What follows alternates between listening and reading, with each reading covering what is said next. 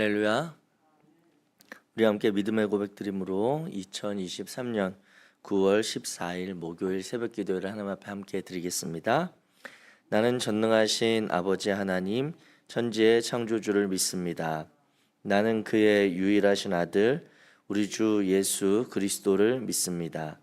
그는 성령으로 잉태되어 동정녀 마리아에게서 나시고 본디오 빌라도에게 고난을 받아 십자가에 못 박혀 죽으시고 장사된 지 사흘 만에 죽은 자 가운데서 다시 살아나셨으며 하늘에 오르시어 전능하신 아버지 하나님 우편에 앉아 계시다가 거기로부터 살아있는 자와 죽은 자를 심판하러 오십니다. 나는 성령을 믿으며 거룩한 공교회와 성도의 교제와 죄를 용서받는 것과 몸의 부활과 영생을 믿습니다. 아멘.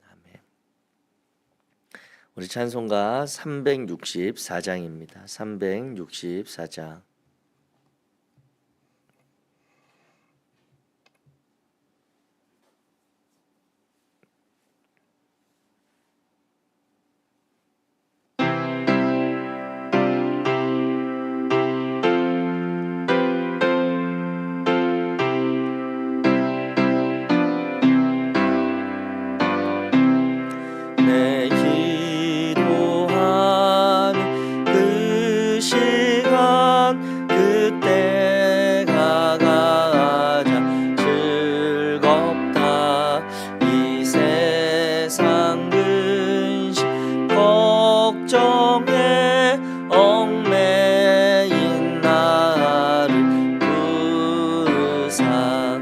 내 진정 소원 주 앞에 난 낯이 바로 아뢰요 근불행 당해 슬플 때 나 위로받게 하시네 내 기도하는 그 시간 내게는 가장 귀하다 저 광야 같은 세상을 끝없이 방황하면서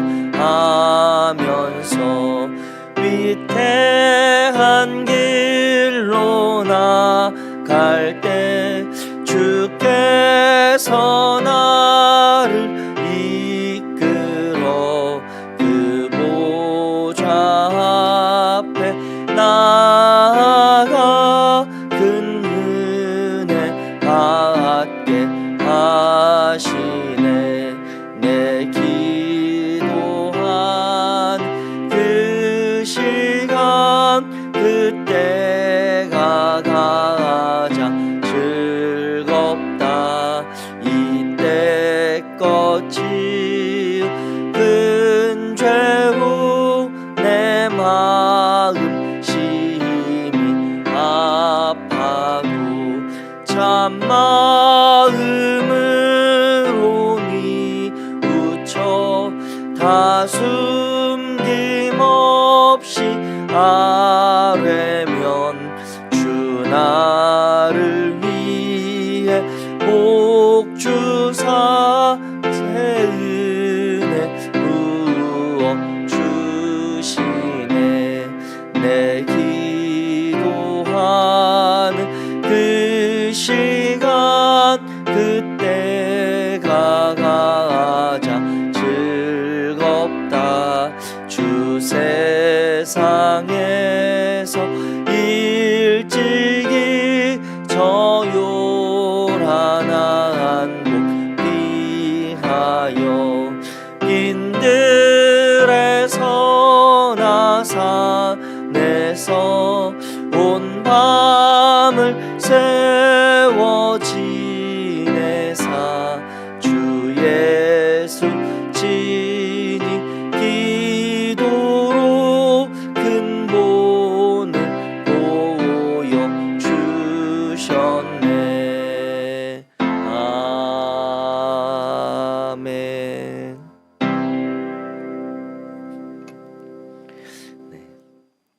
오늘 함께 읽으실 하나님의 말씀은 구약성경 시편 143편입니다. 시편 143편 1절부터 12절까지 말씀입니다. 제가 가진 성경 구약성경 906페이지, 우리 시편 143편 1절부터 천천히 같이 읽겠습니다. 시작. 여호와여, 내 기도를 들으시며 내 간구에 귀를 기울이시고 주의 진실과 의로 내게 응답하소서. 주의 종에게 심판을 행하지 마소서. 주의 눈앞에는 의로운 인생이 하나도 없나이다. 원수가 내 영혼을 핍박하며 내 생명을 땅에 엎어서 나로 죽은 지 오랜 자 같이 나를 암흑 속에 두었나이다. 그러므로 내 심령이 속에서 상하며 내 마음이 내 속에서 참담하니이다. 내가 옛날을 기억하고 주의 모든 행하신 것을 읊조리며 주의 손이 행하는 일을 생각하고 주를 향하여 손을 펴고 내 영혼이 마른 땅같이 주를 사모하나이다. 여호와여, 속히 내게 응답하소서. 내 영이 피곤하니이다. 주의 얼굴을 내게서 숨기지 마소서. 내가 무덤에 내려가는 자 같을까 두려워하나이다. 아침에 나로 하여금 주의 인자한 말을 듣게 하소서. 내가 주를 의뢰함이니이다. 내가 다닐 길을 알게 하소서. 내가 내 영혼을 주께 드림이니이다. 여호와여, 나를 내 원수들에게서 건지소서. 내가 주께 피하여 숨었나이다. 주는 나의 하나님이시니 나를 가르쳐 주의 뜻을 행하게 하소서. 주의 영은 선하시니 나를 공평한 땅에 인도하소서. 여호와여, 주의 이름을 위하여 나를 살리시고 주의 의로 내 영혼을 환난에서 끌어내소서. 주의 인자하심으로 나의 원수를 끊으소서. 내 영혼을 괴롭게 하는 자를 다 멸하소서. 나는 주의 종이니이다. 아멘.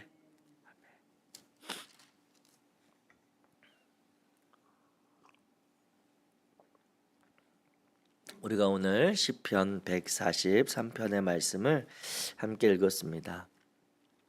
이 시편 143편은 우리 성경의 표제어에 나와 있듯이 다윗의 시편으로 우리가 읽혀지고, 그리고 지은이가 다윗이라고 하는 것을 알 수 있는 그러한 시입니다.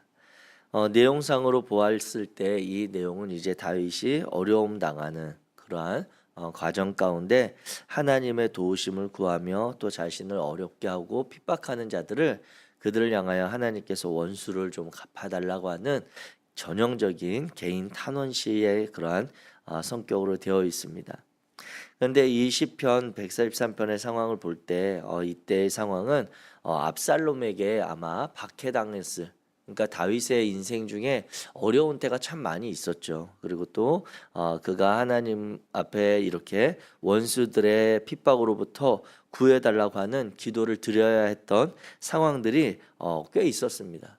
그런데 이 시편 143편은 아들 압살롬에게 박해를 당하며 그 핍박받는 가운데 도망 다녔던 그때로 이렇게 볼 수 있는 것은, 우리가 보고 있는 성경에는 표제어에 표시되어 있지 않지만 70인역 성경이나 벌게이트 사본 표제어에 보면 그의 아들 압살롬에게 쫓길 때라고 하는 그러한 기록이 같이 표현되어 있습니다. 그러니까 이 시편 143편은 우리는 어느 때인지 우리 성경을 통해서는 잘 알 수 없는 가운데 시인이 어렵고 핍박당하는 그 상황이구나라고만 읽히지만, 조금 더 구체적으로 보면 자기의 가장 사랑하는, 어떻게 보면 자기의 피부치와 같은 이에게 박해당하고 그로 인해서 어려움 당하는 그 시인의 마음을 우리가 기억하고 이 시를 읽어 내려가면 이해가 훨씬 더 좋겠다라고 하는 것을 알 수 있습니다.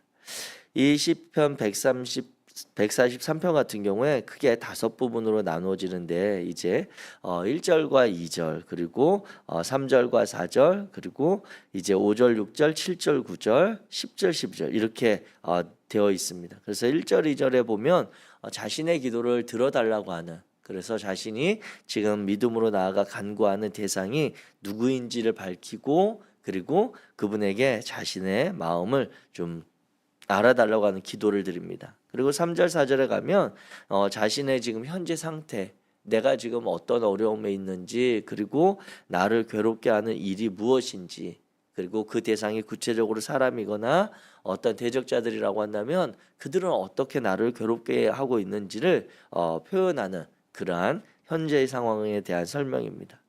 3절에 보면 그 가운데 이제 자신이 지금 이렇게 어렵고 핍박당하는 과정 가운데 있지만 그럼에도 자신이 의뢰하고 있는, 내가 믿고 신뢰하는 그 하나님은 어떤 분이신지를 구체적으로 표현을 합니다. 그리고 이어지는 7절 9절에 가면 자신이 필요한, 자신이 원하는 마음의 소원함을 하나님 앞에 쏟아놓고 10절에서 12절에 가면 이제 조금 더 격정적인 그러한 감정을 읽을 수 있는 그러한 내용으로 되어 있습니다.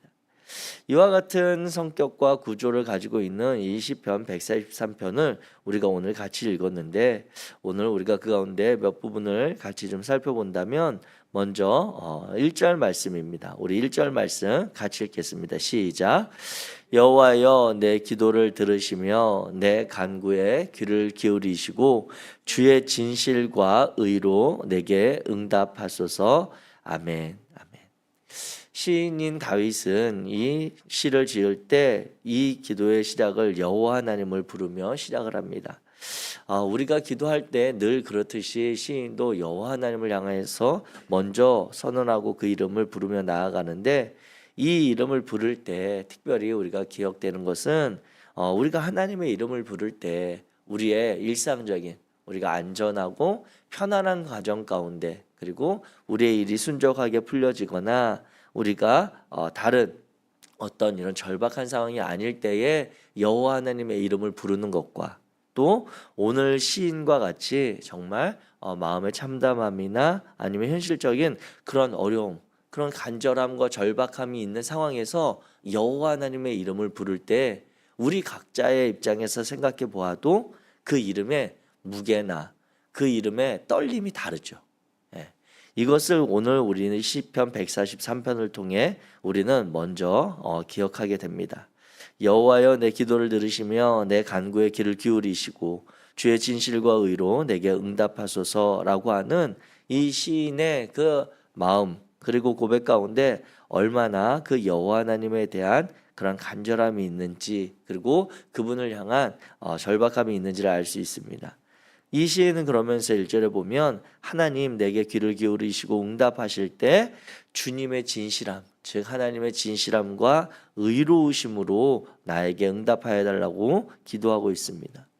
구약 성경에서 이제 하나님과 그 자녀들의 관계를 표현하는 많은 단어 중에 의로우심, 즉 하나님의 의라고 하는 그 단어는 하나님께서 마땅히 당신의 자녀들에게 행하여야 할 그러한 의무와 책임이 있음을 나타내는 관계입니다. 즉 이 의롭다라고 하는 이 단어는 하나님은 하나님으로서의 역할을 성실히 행하는 관계, 그리고 하나님의 자녀된 하나님의 백성된 이 성경에 나타난 다윗으로 치면 다윗은 하나님 앞에 자신이 해야 할 마땅한 삶을 드리는 것이죠.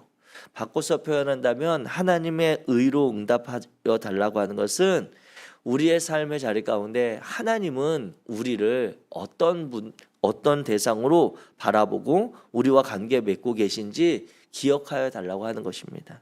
그래서 출애굽할 당시에 이스라엘 백성들은 하나님의 그러한 말씀을 따라 하나님께서 약속의 땅을 향해서 너희가 나아가게 하시고 이끄는 과정 가운데 그 자신의 삶의 자리를 뒤로 하고 순종하며 나아갔던 그 관계가 의로움의 그러한 관계입니다.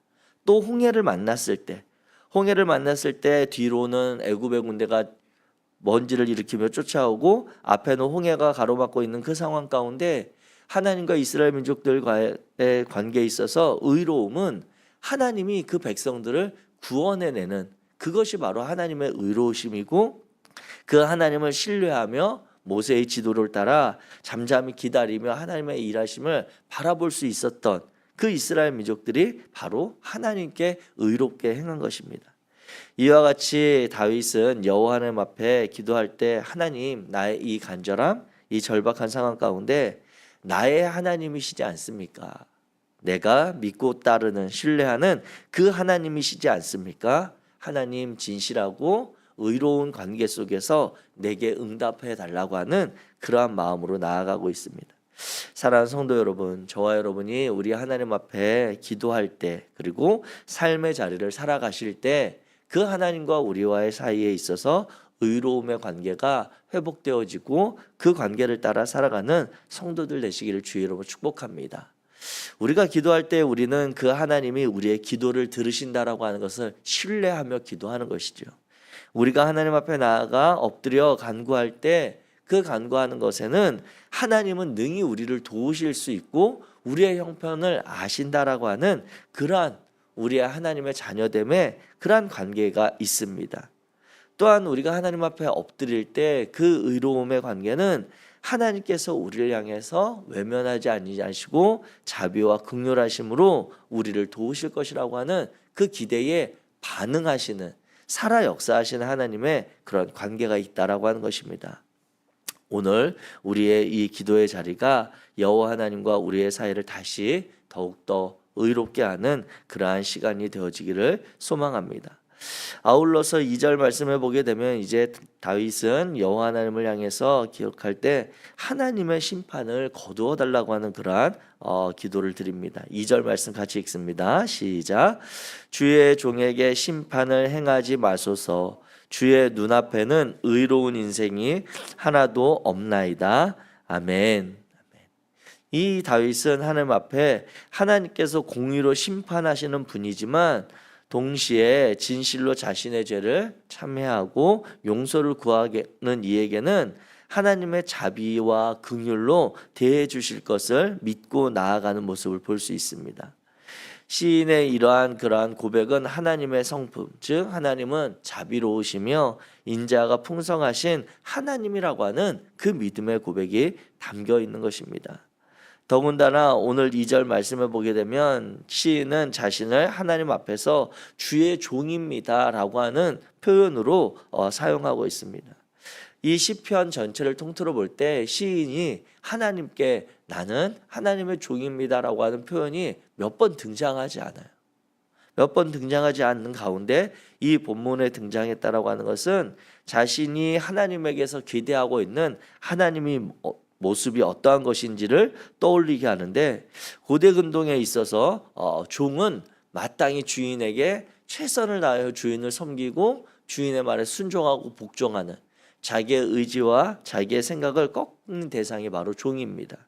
그렇다면 종의 이러한 자아를 내려놓음을 바라보면서 행하는 주인은 어떤 존재인가 라고 했을 때 그 주인에게 주어진 책임은 자신의 종의 생명을 보호하고 그의 생계를 책임져 주어야 하는 그러한 책임이 바로 주인에게 있는 것이죠.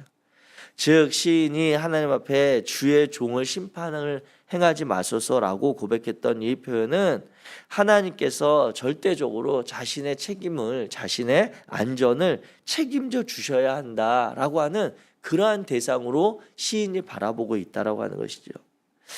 다윗이 현실적으로 당하고 있는 대적의 공격들 얼마나 처참하고 그가 어려움 가운데 있는지 모릅니다. 그래서 오늘 시편 143편을 읽어가다 보면 시인이 자신의 영혼이 피곤하고 마른 땅같이 정말 가라앉은 그런 심령이다라고 하는 그러한 표현을 써가면서 여호와 하나님 앞에 기도하는, 고백하는 내용을 보게 되어질 때 우리가 하나님 앞에 나아가는 다윗의 모습들, 그리고 다윗의 마음을 다시 한번 공감하게 되어집니다. 혹시 오늘 하루를 지내는 가운데 이와 같이 하나님의 자비하심이 필요한 성도님들이 있으십니까? 그 마음 가운데 이 시인의 마음처럼 자신의 종된 이들, 자신 앞에 겸손하게 나오는 이들을 끝까지 책임지시고 그들을 붙드시며 함께 하시는 성실하신 그 하나님을 신뢰할 수 있게 되기를 주의 이름으로 축복합니다. 우리 하나님은 우리를 홀로 두지 아니하시고 우리 어려움과 우리의 형편 가운데 함께 하셔서 그 곤경을 헤쳐나오기까지 그곳에 함께 하시는 분이심을 기억하시기 바랍니다. 우리 하나님을 이와 같이 신뢰하며 나아갈 때 우리는 하나님께서 열어주시는 새로운 삶의 시간들을 살아갈 수 있고 그 하나님을 의지하여 오늘 우리가 당하는 형편과 상황들을 극복해낼 수 있게 되어지는 것입니다. 나의 힘과 능력이 아니라 내가 의지하고 신뢰하는 그 하나님이 나와 함께 하시기에 그 어려움의 자리를 하루 더 우리가 극복해 나갈 수 있도록 도움을 받는다라고 하는 것입니다.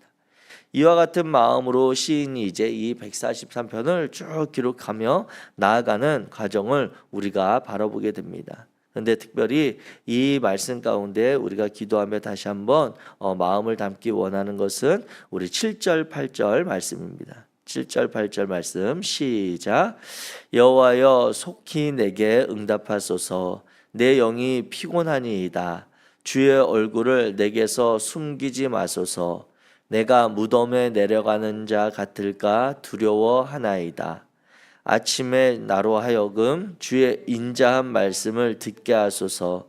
내가 주를 의뢰함이니이다. 내가 다닐 길을 알게 하소서. 내가 내 영혼을 주께 드림이니이다. 아멘. 아멘. 이 시인이 이와 같이 절박한 과정 상황들 가운데 하나님 앞에 나아가는 그 마음의 목적이 오늘 7절을 지나 8절에 잘 드러나 있습니다. 아침에 나로 하여금 주의 인자한 말씀을 듣게 하소서. 내가 주를 의뢰함이니이다. 내가 다닐 길을 알게 하소서. 내가 내 영혼을 주께 드림이니이다. 라고 하는 이 시인의 고백이 오늘 저와 여러분의 이 하루를 살아가는 믿음의 고백 되어지기 원합니다. 특별히 오늘 이 말씀을 읽고 준비하는 과정 가운데 예전에 읽었던 동화책의 한 내용이 떠올랐습니다. 제목은 생각은 나질 않는데 맥스 루케이도 목사님이 적었던 그런 동화책으로 기억을 합니다. 그 동화책의 이 이야기를 보면 이제 왕궁을 떠난 한 왕자가 있었습니다. 근데 그 왕자가 이제 그 왕궁을 다시 찾아서 가야 되는데 떠나온 시간이 너무 오래되어서 그 왕궁을 찾아가는 길을 잘 알 수가 없는 거예요. 그리고 그 길을 건너는 가운데 사람들에게 왕궁까지 가는 길을 물어봤더니 그 길에는 너무나도 많은 어려움이 있고 그리고 위험이 있고 그리고 어둠의 숲이라고 하는 그곳을 지나가야 된다고 이야기를 했습니다. 그래서 어둠의 숲을 지나가야 되는데 그렇다면 이 왕자가 그 왕궁을 가기 위해 이 어둠의 숲을 통과하기 위해서 사람을 찾는 가운데 3명의 사람을 만나게 됩니다. 첫 번째 사람은 그 나라에서 가장 똑똑하다라고 하는 그 사람입니다. 사람들이 이야기하기를 다 추천하기를 이 사람은 지혜가 충만하고 모르는 것이 없고 이 사람은 정말 가장 뛰어난 그러한 지혜로운 사람이다라고 추천해준 그런 현자가 한 명 있었습니다. 또 한 명의 사람은 그 시대 가운데 그 동네에서 가장 용맹한 그리고 장수 한 명을 추천해 줬습니다. 기골이 장대하고 체격이 왕성하며 그 어떤 것도 두려워하지 않는 용기를 가진 그러한 용사를 추천을 받았습니다. 또 한 명의 사람을 추천받았는데 이 사람은 겉으로 보기엔 너무나도 행색이 남루하고 그냥 시골 촌로와 같은 그러한 모습의 사람인데 그 사람은 그 어둠의 숲의 길을 너무너무 잘 알고 있는 다른 것은 잘 모르는데 어둠의 숲을 길만큼은 무엇보다 잘하는 그 촌로 한 사람을 추천받게 되었습니다. 이 3명의 사람을 추천받고 이 왕자가 고민에 빠지는데 이 왕자를 이 왕궁까지 데려다 줄 사람은 과연 누구이겠습니까? 결국 이 동화의 끝에 보면 이 왕자는 그 3명 중에 행색이 남루하고 그냥 그 동네에서 살며 그 어둠의 숲을 통과하는 정도 알고 있는 그 촌로를 선택하게 됩니다. 그래서 이야기의 끝에는 그 왕자가 왕궁에 잘 도착하게 되었다라고 하는 이야기로 끝나는데 이 이야기가 우리에게 들려주는 이야기의 메시지는 이와 같은 것입니다. 오늘 우리를 향해서 찾아오는 우리의 삶의 자리에 여러 가지 지혜들이 필요하죠. 세상을 살아가는 지혜, 세상에서 똑똑하다고 하는 사람들의 이야기, 그들의 가르침들, 세상의 많은 삶의 방식에 대한 그러한 지혜들을 주는 그러한 것들도 있고, 우리가 삶을 살아갈 때 우리에게 용기를 주며 우리를 도와주는 그러한 이들도 필요하고 곁에 있을 수 있다라고 하는 것입니다. 그런데 우리 성도들에게, 우리 하나님의 나라를 향해 가는 우리들에게 있어서 가장 필요하고 도움이 되는 이는 누구인고 하니 우리의 그 인생길을 잘 아는 그 사람이라고 하는 것입니다. 세상에 지혜가 없어서도 아니요, 세상을 향해 우리의 그러한 경험이나 우리의 힘이 없어서도 아니라 우리 인생길을 누구보다 잘 아시는 그 하나님을 의지하며 살아가는 때에 우리는 하나님의 이끌어 가신 그 하나님이 우리를 도달하게 하시는 그 하나님의 영광 가운데 서게 될 것이라고 하는 그 마음과 같은 것입니다. 사랑하는 성도 여러분, 오늘 이 아침에 우리가 시편 143편을 함께 읽고 그 내용을 살펴보았습니다. 그 가운데 저와 여러분들이 마음을 담아 오늘 기도하고 용기를 내었기를 원하는 말씀은 8절의 말씀처럼 정말 이 이른 아침에 우리가 하루를 시작하며 나로 하여금 하나님의 말씀을 듣게 하시고 그 말씀을 의뢰하며 그 말씀을 통해 내가 오늘 걸어갈 삶의 길을 깨닫게 하시고 나를 이끌어 달라고 하는 그러한 기도가 우리 안에 있기를 주의 이름으로 축복합니다. 그러할 때 우리는 다른 세상 사람들의 방법과 그러한 길이 아니라 다른 어떤 우리가 뛰어나게 싸워서 아니면 노력해서 얻는 그러한 결과가 아니라 하나님께서 우리의 삶을 통해 이루시고자 하는, 우리를 통해 거두시고자 하는 선한 믿음의 열매를 함께 맛보는 복된 하루가 되어질 줄로 믿습니다. 그 마음 가지고 오늘 하루도 주님과 동행하는 복된 성도들 되시기를 주님의 이름으로 축복합니다. 기도하겠습니다. 사랑의 하나님, 감사합니다. 하나님께서 오늘도 우리를 사랑하셔서 이 새로운 날, 새로운 아침에 하나님 앞에, 주의 말씀 앞에 우리를 인도하시니 감사합니다. 특별히 오늘 143편의 시편을 우리가 함께 읽고 그 시인의 마음과 형편과 사정을 공감하며 그 가운데 하나님께서 우리를 향한 계획과 선하심, 또 하나님의 도우심이 있음을 신뢰할 수 있도록 이끄시니 감사합니다.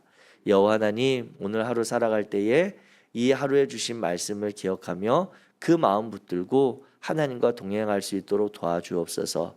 오늘 예정된 만남과 약속의 자리들, 또 우리가 마땅히 감당해야 될 삶의 시간 가운데 하나님이 함께 하심으로 순종하게 하시며 하나님의 도우심을 바라며 주님 앞에서 믿음으로 살아가는 복된 성도의 삶이 되도록 축복하여 주옵소서. 우리 가운데 행하실 여호와 하나님을 기대하며 예수 그리스도의 이름으로 기도하였습니다.